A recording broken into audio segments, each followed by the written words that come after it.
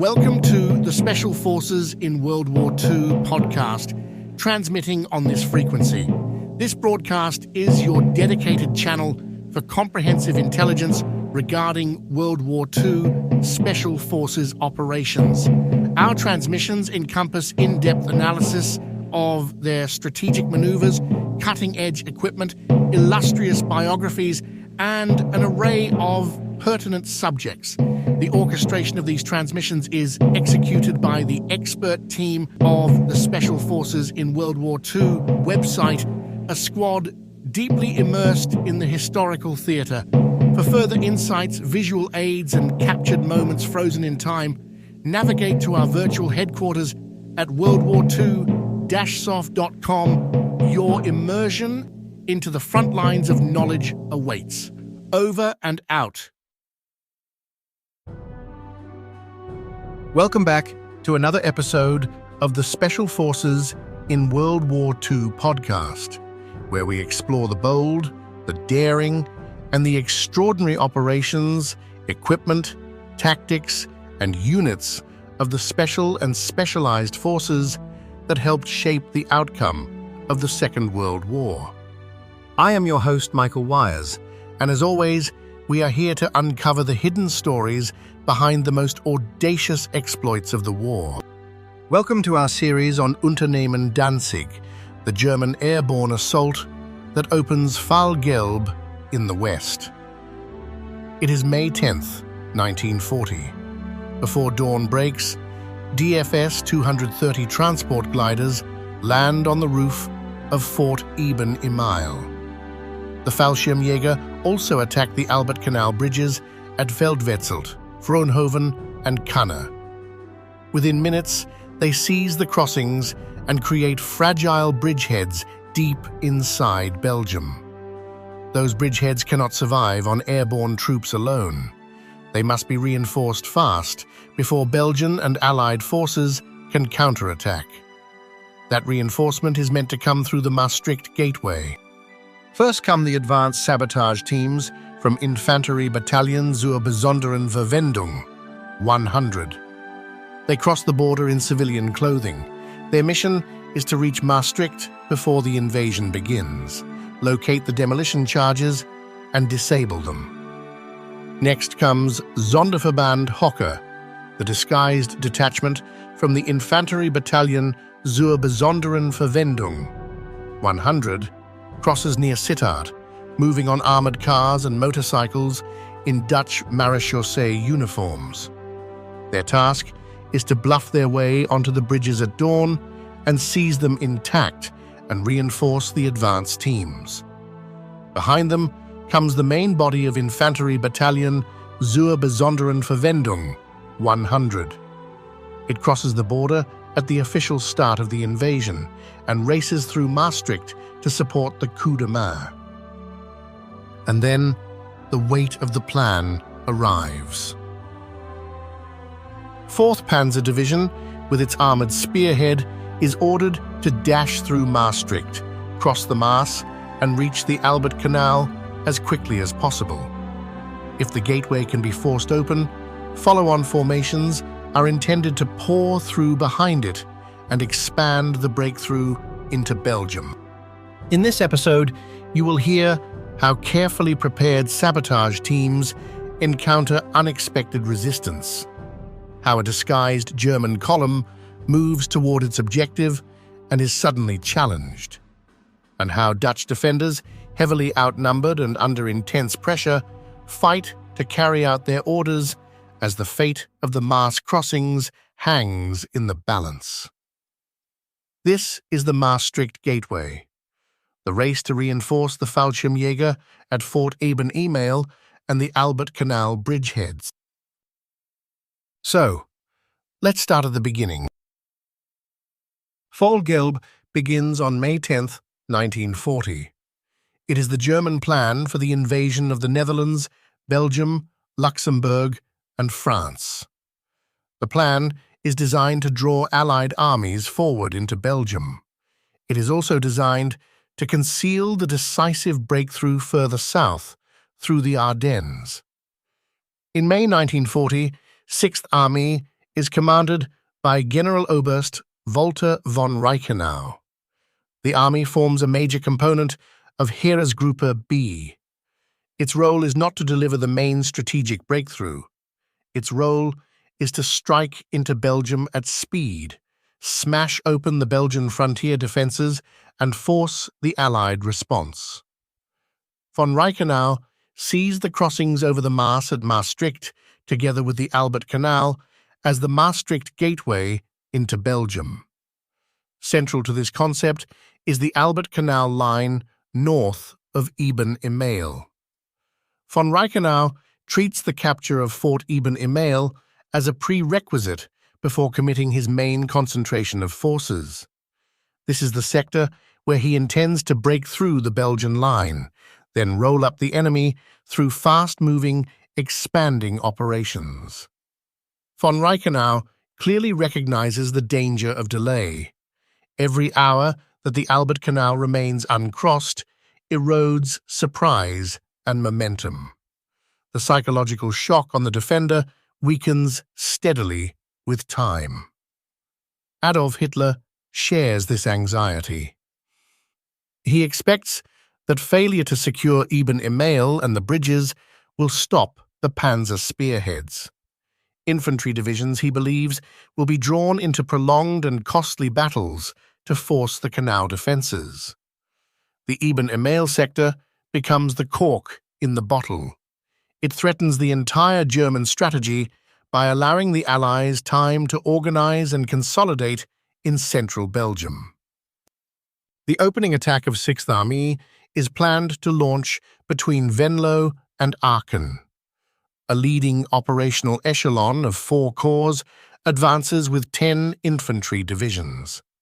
27th Army Corps, comprising 299th Infanterie Division and 263rd Infanterie Division, is tasked with attacking the Dutch border fortifications east of Maastricht.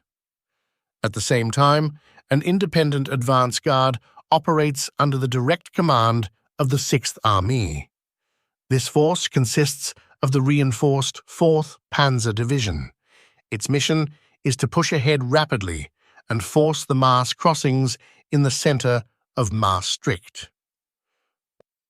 Maastricht, in the southern Netherlands, sits on the river Maas at a strategic crossing point. Therefore, the 3 main bridges over the Maas are key objectives in the German invasion plan. These are the Sint-Servaasbrug, the Wilhelminabrug, and the railway bridge to the north. The German plan, devised with Adolf Hitler's direct involvement, calls for a coup de main against all 3 crossings. The aim is to seize them before the Dutch can destroy them. 4th Panzer Division, with over 340 tanks, is intended to break through Maastricht into Belgium. For this purpose, undamaged bridges are considered vital. The seizure of the Maastricht bridges is directly linked to the assault on the Belgian fortress of Eben-Emael. The fortress lies only a few kilometers southwest of Maastricht. It is regarded as a major Belgian strongpoint. It dominates large sections of the Albert Canal, the Maas, and the 4 nearby bridges. If Eben-Emael remains operational, 4th Panzer Division risks becoming trapped in a dangerous situation. This strategic reality drives the Germans to develop an integrated plan. The plan aims to seize Eben-Emael by surprise. It also aims to capture the 3 Albert Canal bridges at Vroenhoven, Veldwezelt, and Kanne. The mission is given to a special battalion of 7th Flieger Division. The main body of this division is intended for operations against Fortress Holland. A small assault force of pioneer Fallschirmjäger lands by DFS 230 gliders directly onto Eben-Emael in Belgium. They carry hollow charges capable of destroying heavy fortifications. At the bridges, small task forces, also largely Fallschirmjäger, land by glider.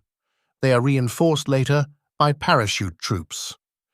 These lightly equipped units land in a sector defended by a Belgian division. They also face more than 1,000 men inside the fortress itself. To reinforce these airborne forces quickly, the Germans need an immediate ground route. A secure crossing base on the Albert Canal depends on fast reinforcement. For that reason, the intact capture of the Maastricht bridges is treated as imperative. German intelligence on Maastricht is extensive. The Germans know the Dutch bridge security measures, they know the guard routines, they know the demolition instructions, they know the precise locations of the explosive charges. This intelligence is gathered by numerous agents.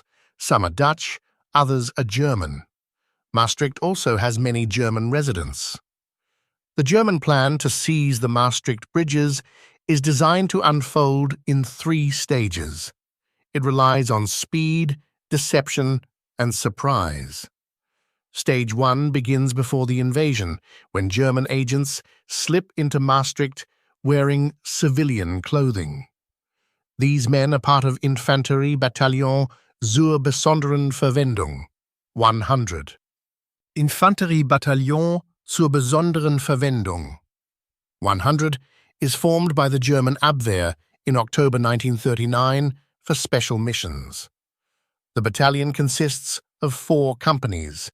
The 1st, 2nd, and 3rd companies are pioneer companies. The 4th company is a heavy company.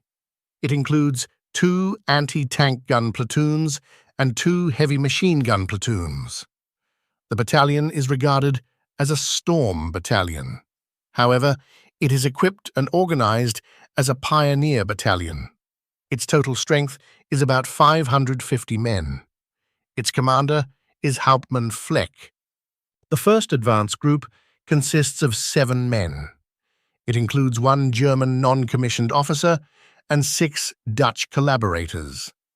They wear civilian clothing. On May 9, 1940, they assemble in the Wijk suburb of Maastricht. At sunrise on May 10, 1940, they are to attack the Dutch guards at the Wilhelminabrug and prevent demolition. A 2nd group consists of 30 men, also in civilian clothing. 3 teams of 10 men cross the border on the evening of May 9, 1940, near Herzogenrath. They are to collect bicycles stored for them at Bleierheide. They are also to collect weapons previously hidden at Kerkrade. They then move towards the other 2 bridges in Maastricht. Their mission is to identify the Dutch demolition explosives on the bridges. Before that, they are to carry out covert reconnaissance of the bridges and the guard patterns. At each hour, they are to remove the explosives or disable the fuse. The aim is to prevent the destruction of the bridges at the moment of attack. These advance teams are supported in Stage 2 by a 2nd unit. This is Sonderverband Hocke, commanded by Lieutenant Hans Joachim Hocke. The unit consists of men also selected from Infanterie-Bataillon zur besonderen Verwendung, 100. Sonderverband Hocke is to cross the Dutch border about 21 kilometers northeast of Maastricht, near Sittard, at 3:20 on May 10, 1940. They move in small groups on different routes. They wear Dutch Marechaussee uniforms. They travel with motorcycles with sidecars and armored cars. Their task is to bluff their way onto the bridges at dawn. They are also to disable demolitions if the advance teams have failed. If the advance teams have succeeded, they are to capture the bridges and hold them until the forces from Stage 3 arrive. Stage 3 is the conventional assault by 4th Panzer Division. Because major water obstacles lie along the axis of advance, the division is equipped with substantial engineer mobility resources. These include rubber boats and bridging equipment. A 2nd operational echelon is scheduled to follow. Comprising 1st Army Corps and 16th Army Corps, it is committed late on Day 1 and into Day 2. It is intended to drive the breakout into Belgium. Within 16th Army Corps, 3rd Panzer Division and 29th Infantry Division, motorisiert, are designated as the leading formations. They are supported by the slower infantry divisions of 1st Army Corps, including 11th Infantry Division and 61st Infantry Division. A further reserve of 5 fresh infantry divisions is also available. The 6th Army is supported by the Luftwaffe. 8th Flieger Corps, commanded by General der Flieger Wolfram von Richthofen, provides offensive air support. 2nd Flak Corps, under General der Flak Artillery Hubert Desloch, supplies air defense. Stuka dive bombers are integrated for close support. Anti-aircraft guns and fighter patrols provide protection against enemy aircraft. On the Dutch side, Maastricht also receives special attention. Dutch planners recognize the city's strategic importance. The bridges are the central concern. The defences are therefore stronger than elsewhere in the province. Roughly 750 men are assigned to defend the bridges and selected strongpoints. About 200 of these men are deployed in the border area with Belgium. 2 companies, roughly 300 men, form the outer defences of the city. They are ordered to deny initial access to the enemy and then withdraw. They are to defend barricades which they must construct themselves. They have only 2 anti-tank guns. A second line is formed behind them. It consists of only 100 men. The remainder, roughly 1 company, holds permanent posts on the west bank of the Maas and at the 3 bridges. Their heavier weapons include several 20mm anti-tank guns and 4 75mm anti-aircraft guns. As said, the German assault plan is built in 3 stages. The first stage begins before Fall Gelb itself. It is carried out by the advanced sabotage teams of the Infanterie-Bataillon zur besonderen Verwendung 100. Their task is to reach the bridges first and disable the demolition charges from inside Maastricht. The first to deploy in the Maastricht Gateway are the advance sabotage teams. Their task is to disable the demolition charges before the main assault begins. The 30-man commando group that crosses the border near Herzogenrath on the evening of May 9, 1940, is stopped by Dutch troops shortly before reaching Maastricht. The group is broken up. Most of the men are captured. The rest disperses. 1 day earlier, the early advance team has already reached Maastricht on the evening of May 9, 1940. They shelter in the home of a German resident in the city of Maastricht, in the area known as Wijk. Their target is the Wilhelminabrug. As described earlier, this team consists of 1 German non-commissioned officer and 6 Dutch collaborators. During the long wait, the men consume alcohol. By morning, only the German and 1 Dutchman remain capable of action. The rest is too drunk to be of any use. At 3:30 on May 10, 1940, the 2 approach the bridge posing as civilian workers. They attempt to blend in with genuine labourers already on site. The Dutch guards notice them almost at once. Their nervous behaviour draws suspicion. The 2 men are arrested. They resist. The Dutch collaborator breaks free and runs. As he flees, he draws a pistol. A Dutch guard kills him with a well-aimed rifle shot. With that, all sabotage efforts of the advance teams of Infanterie-Bataillon zur besonderen Verwendung 100 fail. At 3:45 on May 10, 1940, a German motorized column moves along minor field roads from Geleen. The unit crosses the Dutch border near Sittard. It is Sonderabteilung Hocke with 88 men of the Infanterie-Bataillon zur besonderen Verwendung 100. The force travels in armoured cars and 22 motorcycles with sidecars, fitted with heavy machine guns. Its mission is to seize the 3 bridges in Maastricht undamaged. No fight is to begin before the official start of the German invasion. The soldiers wear Dutch Marechaussee uniforms and helmets over their German uniforms. The helmets are replicas made of papier-mâché. The motorcycles carry Dutch registration plates. However, at the last moment, German invasion plans are compromised by an error inside the Reichsverteidigung Ministry in Berlin. Dutch forces are fully alert shortly after midnight. They are warned about the disguised Marechaussee. By avoiding the main road from Geleen to Beek, the column bypasses the Dutch position at near Beek. From Beek, it continues without interference towards Maastricht. The soldiers know only the password for May 9th, 1940.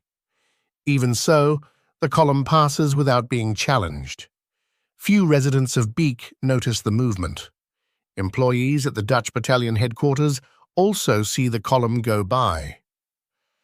Sonderabteilung Hocke is delayed during its advance. Roadblocks must be removed. Armoured vehicles and mechanized guns must fight through the suburb of Vroenhoven. The force then reaches the outer defences at Marienwaard. At this position, Dutch troops defend a T-iron roadblock.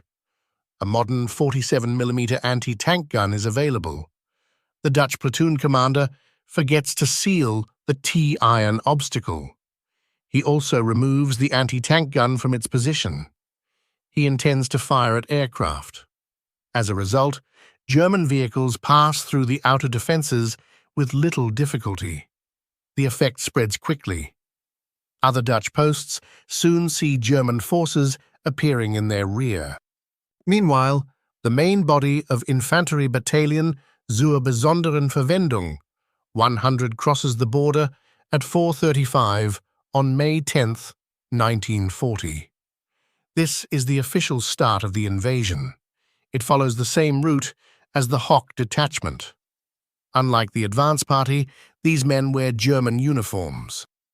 The sluice complex at Borgharen lies just north of Maastricht. It is another vital piece of waterworks. It cannot be destroyed. An infantry platoon is stationed at the complex. A nearby machine gun casemate provides additional support. In the early morning, a patrol of 6 German motorized members of Infanterie-Bataillon zur besonderen Verwendung 100 approaches the Eastern Guard post. They are a reconnaissance party from the Hocke detachment. The patrol is challenged and ordered to halt. 4 Germans are taken prisoner.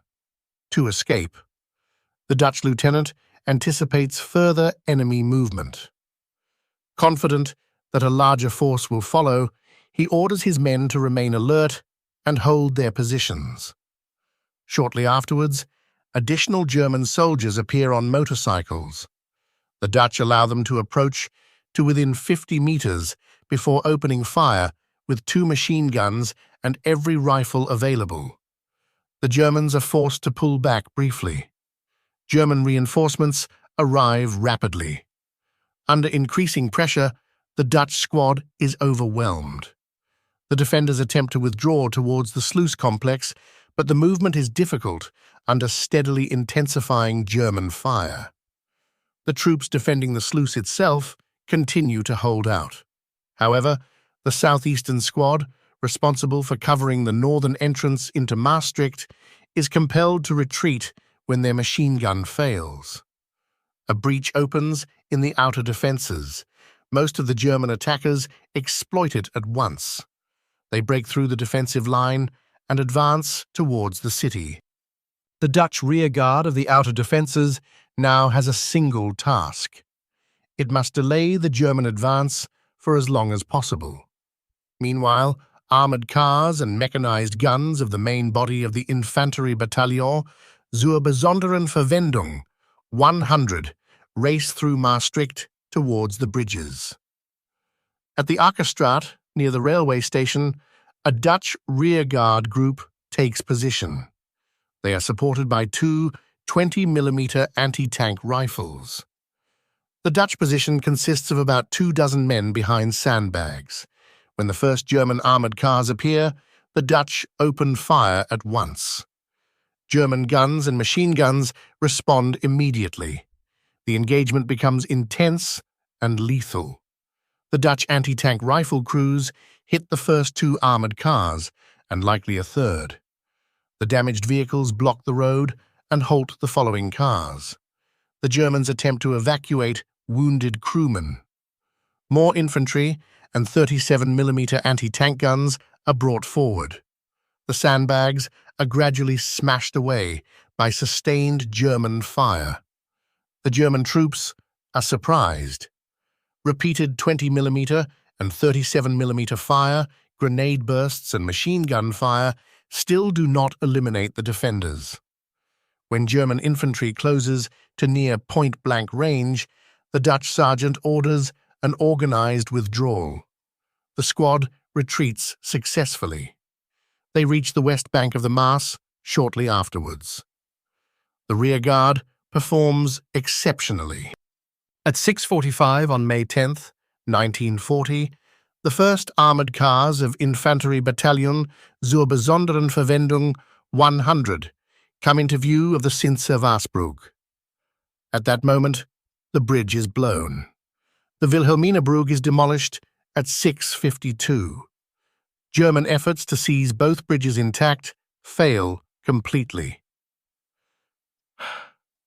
The final objective is the railway bridge.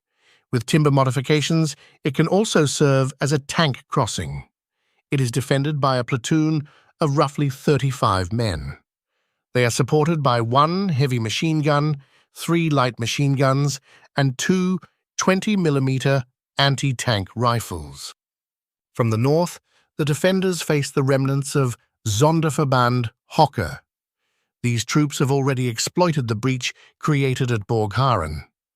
The head of the German column of cars and motorcycles is hit by Dutch anti-tank rifles and heavy machine gun fire. The anti-tank rifles prove especially effective. The Germans dismount and take shelter in a factory. They then attempt to advance towards the bridge. The Dutch defenders withdraw to the west bank. They close the iron gates across the track. The first Germans reach the gates.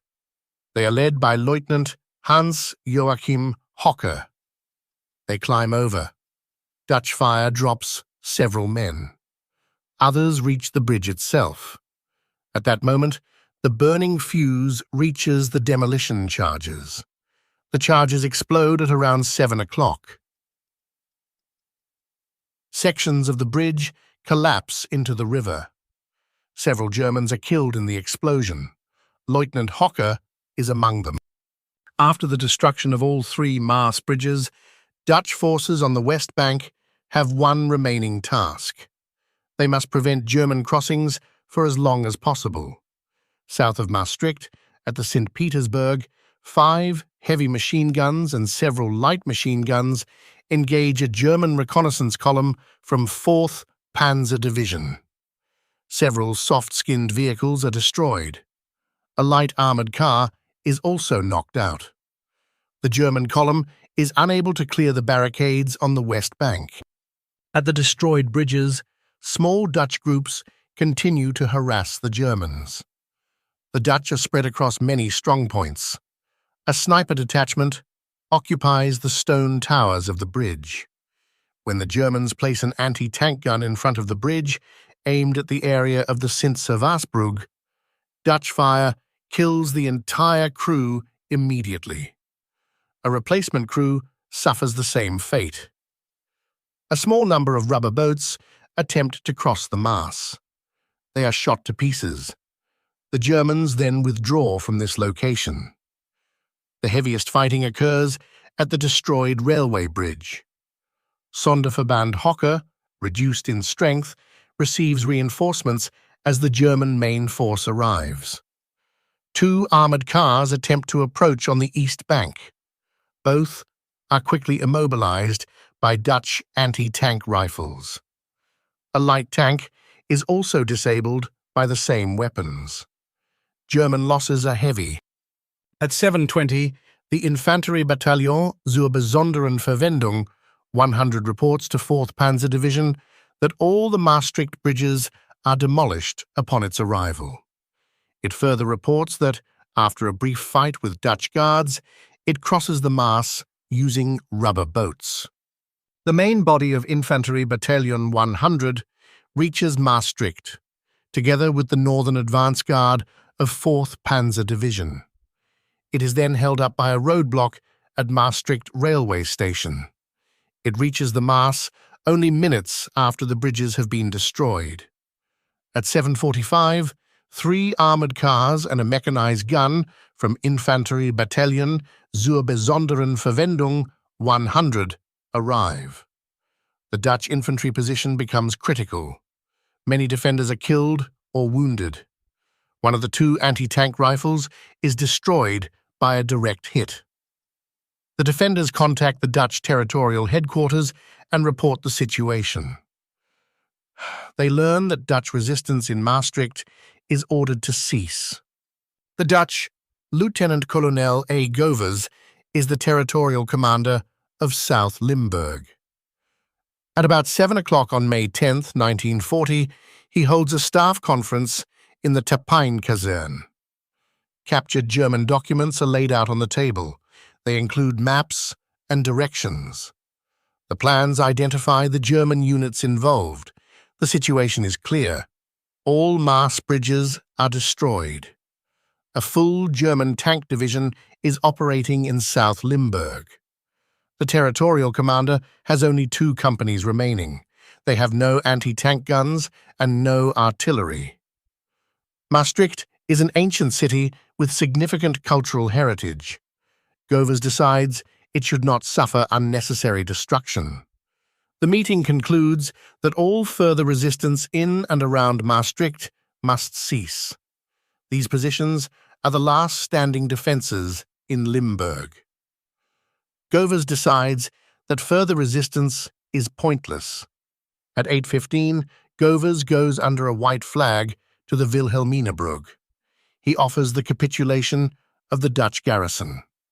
By 9:30, all Dutch troops in and around Maastricht lay down their weapons. From that moment, German forces begin provisional repair work on the crossings. They make use of rubber boats. Ferry pontoons are also brought into service. A pontoon bridge is constructed. While all this was going on, at 4:35 on May 10, 1940, reports of Fallschirmjäger success on the Albert Canal and at Fort Eben-Emael reach German headquarters. At the same time, the Wehrmacht crosses the borders in a coordinated assault. 2 infantry divisions of 17th Armour Corps advance on foot. They encounter only limited Dutch resistance, facing no more than 5 battalions of border troops. Designated routes remain open for 4th Panzer Division. The division is ordered to dash towards the Maas bridges at Maastricht and then drive on to the Albert Canal. The armoured thrust is led by the motorcyclists of 7th Aufklärungsabteilung, followed by Infantry Regiment 151. This regiment is detached from 61st Infantry Division and attached to 4th Panzer Division. To maintain tempo, the infantry ride in trucks. They are grouped with a battalion of Panzer Regiment 35, forming the spearhead of the westward advance. Along the most southern of the 3 advance routes, the battalion of Panzer Regiment 35, leading the left marching group, crosses the border north of Aachen at 5:35. The crossing is unopposed. After roughly 2 kilometers, the column reaches the main road towards Maastricht and advances as far as Gulpen. At Gulpen, Dutch troops resist. The crossings over the Gul have been demolished. The defenders hold positions behind the wrecked bridge with anti-tank guns. Breaking through this first obstacle belt and its associated defenses takes more than 90 minutes. The panzer column then descends into the Maas Valley at about 7 o'clock. At that moment, the commander sees the Maas Bridge explode directly in front of his column. At the railway station on the right bank, the Germans encounter a motorcycle section from a battalion under special employment, Wecker. It reaches Maastricht no earlier than the panzers themselves. For Infantry Regiment 151, reinforced by Pioneer Battalion 51, the demolition of the Maastricht bridges is a catastrophe. The regiment is intended to reinforce the Fallschirmjäger landed on Fort Eben-Emael. The Germans push forward to the bridge site and consolidate their position. They exchange fire with Dutch troops holding the far bank. An 88mm flak gun is brought up and fires across the river. Following this, the Dutch defenders surrender under a white flag. Engineers are then able to begin crossings using rafts. Fortunately, engineer support is integral to the 4th Panzer Division plan. 2 companies from Pioneer Battalion 51 are attached to the leading columns.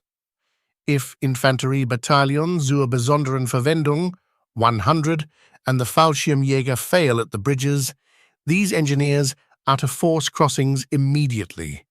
They carry obstacle crossing equipment prepared for rapid deployment. Within an hour, the first rafts capable of carrying men and light vehicles are operating on the Maas. According to a panzer officer, by around 9 o'clock, the pioneers of Pioneer Battalion 51 move forward towards Kanne, traveling in requisitioned Dutch lorries and on bicycles.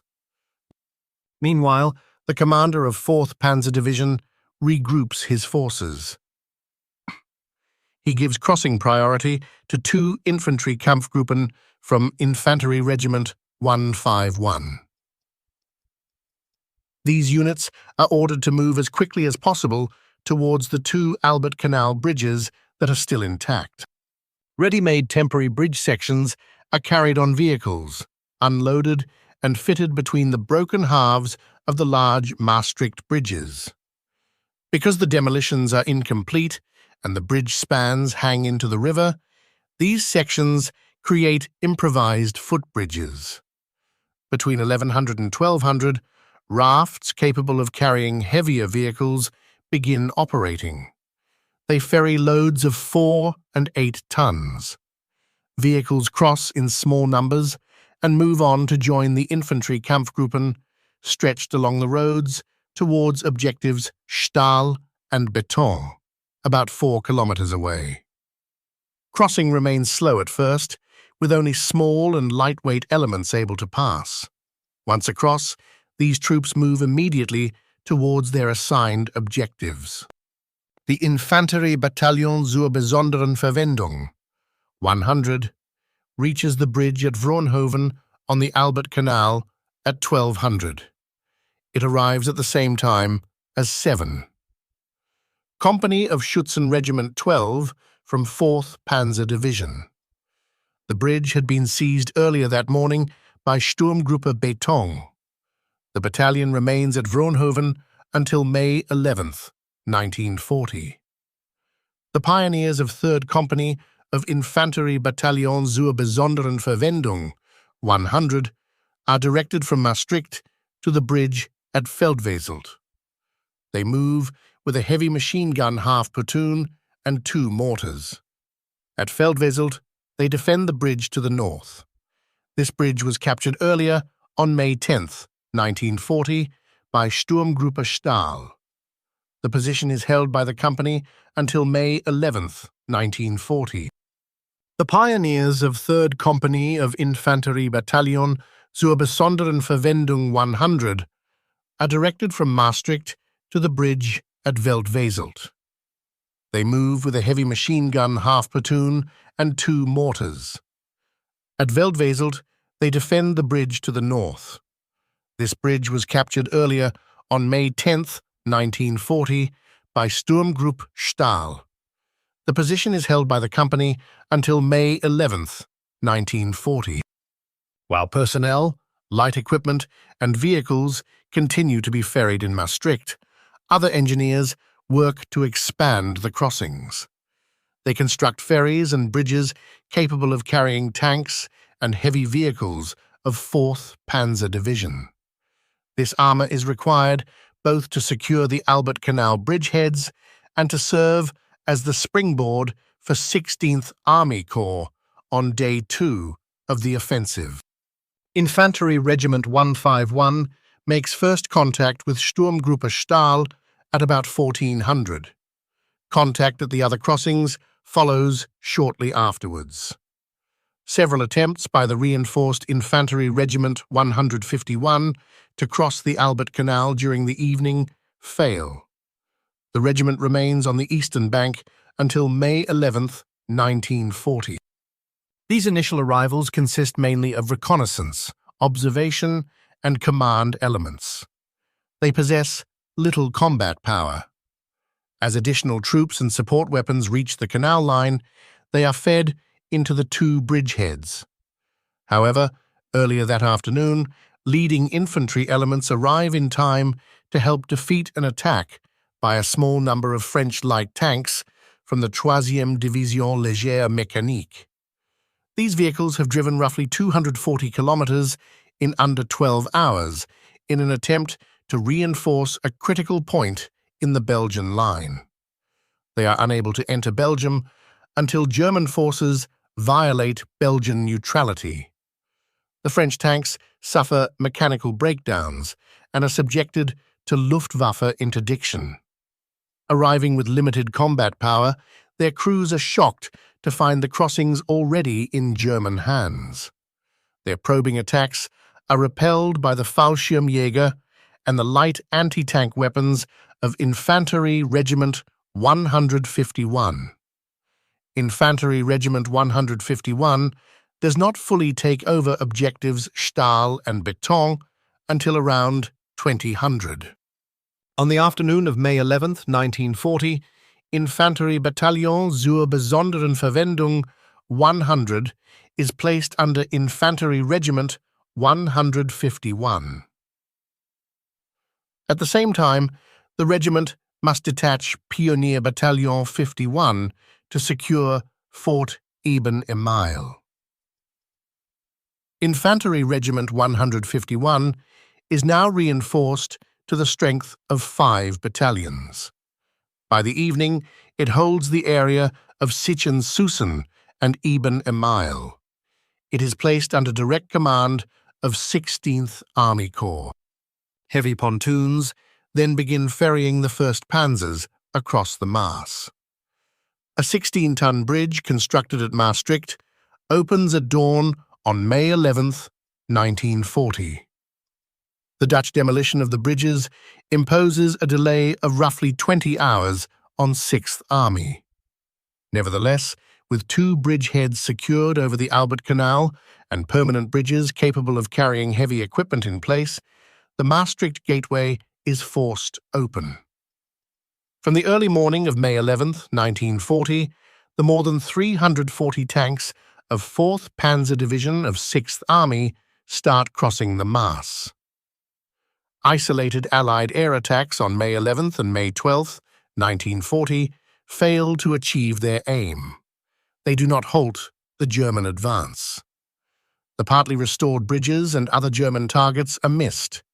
Instead, Allied bombs strike the Grote Stadt, Grote Gracht, Onze Lieve Vrouwenplein, Kesselskade, Rekstraat, and the corner of Hoogbroekstraat and Wijkergrachtstraat. 13 people are killed. About 100 are wounded. Overall, fighting in the sector from Roosteren to Maastricht costs 47 Dutch military lives. This includes 2 officers, 7 non-commissioned officers, and 38 corporals and soldiers. There is no exact figure for civilian losses. German losses are not fully known. In some actions, accurate figures exist. Overall, it is estimated that 130 to 190 German soldiers are killed in the fighting in the south. It is confirmed that 186 German soldiers killed in Limburg in May 1940 are buried at the German cemetery of Ijsselstein in the south of the Netherlands. Some of these men may have died of wounds sustained elsewhere.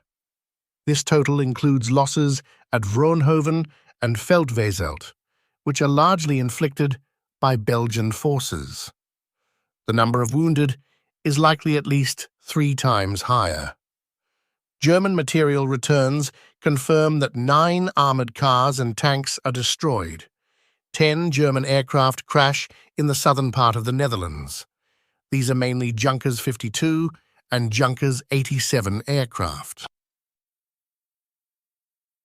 And that concludes today's episode.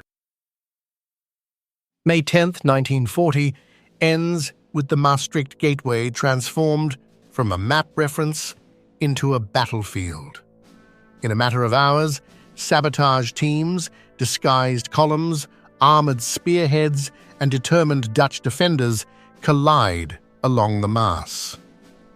Unternehmen Danzig is no longer only the airborne assault on Fort Eben-Emael and the Albert Canal bridges at Veldwezelt, Vroenhoven, and Kanne. It has become a race for reinforcement, for tempo, and for momentum. The Fallschirmjäger hold their bridgeheads. Engineers work under pressure. Armoured units regroup. And higher command watches the clock. In our next episode, we continue the advance beyond Maastricht, following the movement toward the Albert Canal and the fragile positions secured at dawn.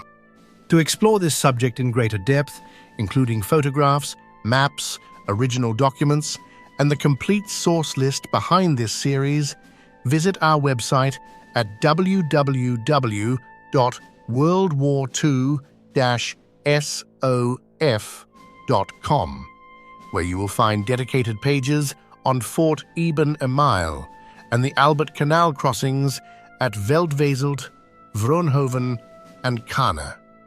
In preparing this episode, we once again drew on several key works that illuminate the planning, training, and execution of Germany's first large-scale glider operation. Chief among them is the Fall of Eben-Emael, the daring airborne assault that sealed the fate of France, by James Mrazek. We also consulted Fall Gelb, 1940. 1. Panzer Breakthrough in the West. Campaign Book 264 by Douglas C. Dildy and Peter Dennis, and Fall Gelb, 1940. 2. Airborne Assault on the Low Countries. Campaign Book 265 by the same authors. Thank you for joining us on this episode of Special Forces in World War II.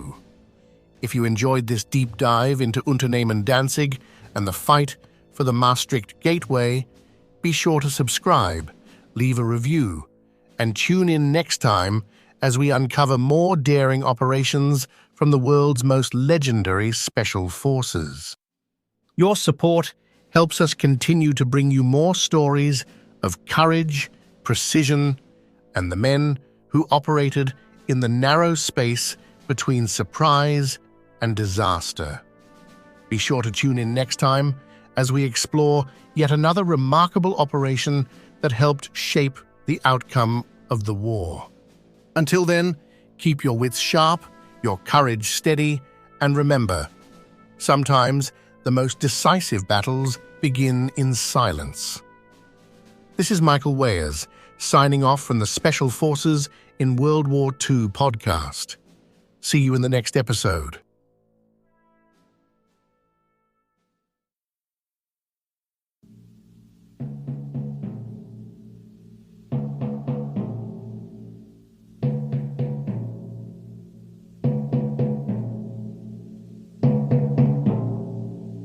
And that concludes this mission briefing, fellow warriors of knowledge. We've navigated through the trenches of information, delving deep into the battlefields of history. As we wrap up this episode in our campaign for understanding, remember that knowledge is your most potent weapon. Stay vigilant and keep sharpening your intellectual arsenal. We'll rendezvous again for another episode, continuing our relentless pursuit of enlightenment. Until then, keep your mind sharp, your curiosity burning, and your determination unwavering. Simultaneously, you are hereby alerted to our outposts on Facebook, Instagram, and YouTube, fortifying our information dissemination. Should you possess any pertinent intelligence to bolster our mission, transmit your findings with no hesitation. Your contributions shall be prominently acknowledged within the operational archives. Furthermore, for those prepared to provide substantial reinforcement, navigate to our Patreon forward base and enlist. Your support is integral to sustaining our forward thrust. Carry forth the legacy. Dismissed.